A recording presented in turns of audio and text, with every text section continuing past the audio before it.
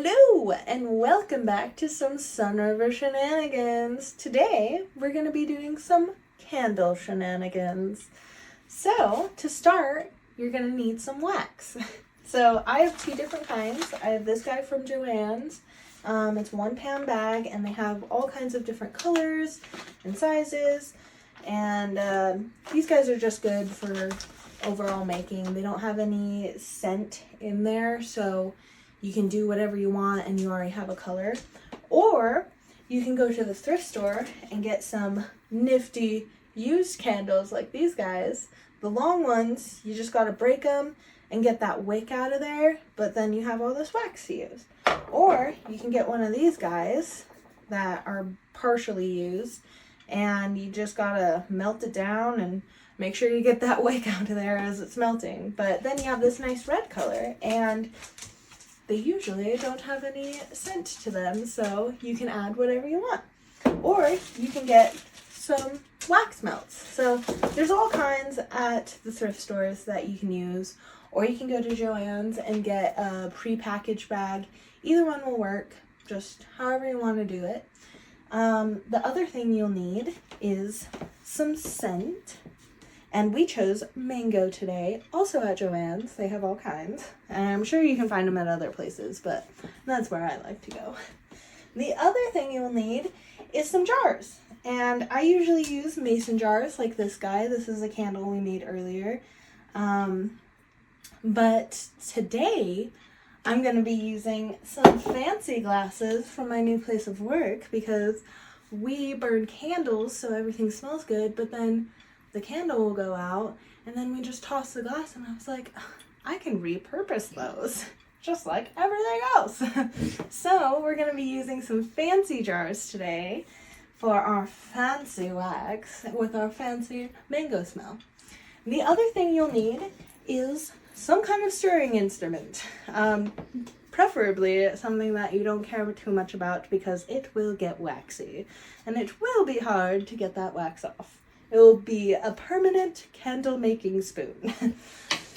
The other thing you will need is something like this to burn your wax in, to melt it down, because you don't want to just burn it in a pot because it'll stick, it'll get way too hot.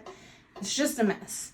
So you'll need something to burn your wax in, and then a pot that has about 2 inches of water in there, because you don't want it to overboil, but you want it to get hot enough to burn the wax. Kind of like melting chocolate in a way. So those are the things you'll need. And another step is you're going to want to warm up your jars in some way, because you don't want an ice cold jar with hot wax. It'll be all over the place, clumpy, and the glass might break. You know, you just don't want to risk it. So right now we have our jars in the oven, and we just set it to the lowest temperature so they're not like heating up. They're just getting warm. So we'll whip those out and when we're ready to get started. So the first step that you're going to want to do is, of course, heat up your water. And then we're going to pour our wax in there. And don't do the scent just yet. You want to save the scent to the very end, because you want to make sure you can really stir it in and you're not cooking it out. And you want that scent. That's why it's a candle. You don't just want a flame. You want a nice smell. So we're going to heat the wax, and then we're going to add the scent at the very end, and then we're going to pour.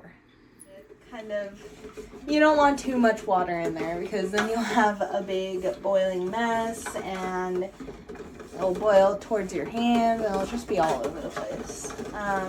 The other thing we have ready is we have our cute little jars out, and they're a lot more fun than my mason jar. That's why we're going to use them today.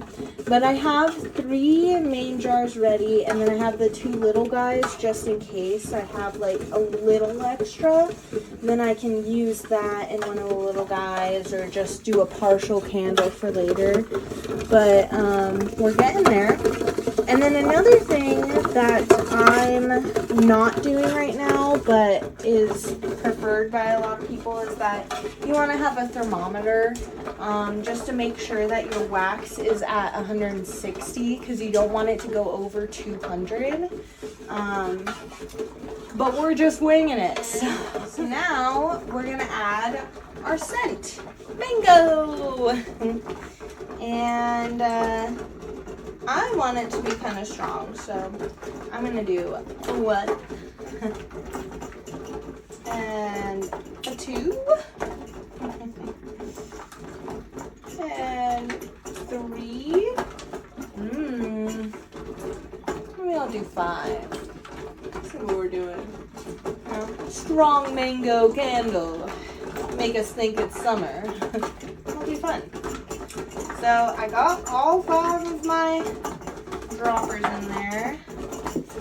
I might need more, but now we're gonna stir it all up, and you want to stir it for 3 to 5 minutes at the very end, so you can really incorporate it with the wax and make sure it's all together, and you don't want it to settle at the bottom like we were talking about.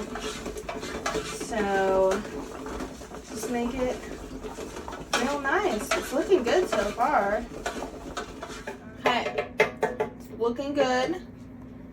So now we're gonna pour. You're gonna take your pot out. Be extra careful. And I like to have a towel because obviously the bottom's gonna be a little wet from being in the water. And then I'm gonna take it over. And we have this guy set up with some sticks on the side just to keep it even down the middle.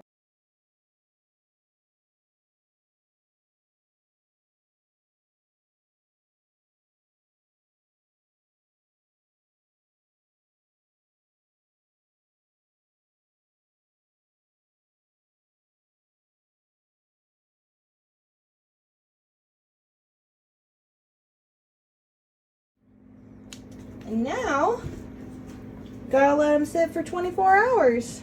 And then we got some nice candles. And another way to do the wicks is that you can pour just a little bit of wax in there and then place the wick and let that dry to keep it secure to the bottom.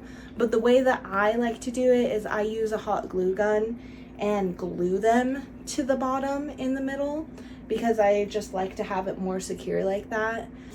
And it looks pretty cool, especially in these neat little jars. So it has been 24 hours. The last step we're gonna do is just trim these wicks down a little bit. And then you have a little bit of extra wick to use on something else if you wanted to.